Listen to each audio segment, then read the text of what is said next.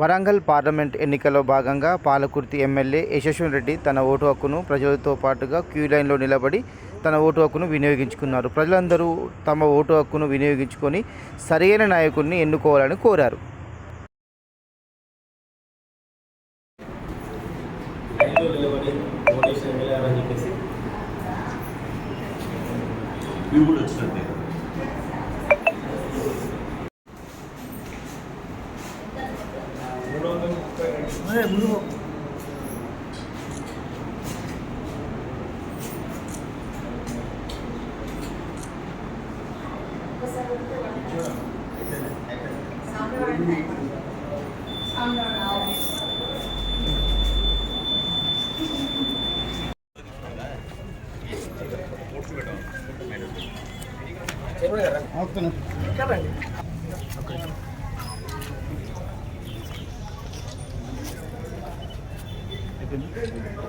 ఒక్క నిమిషం.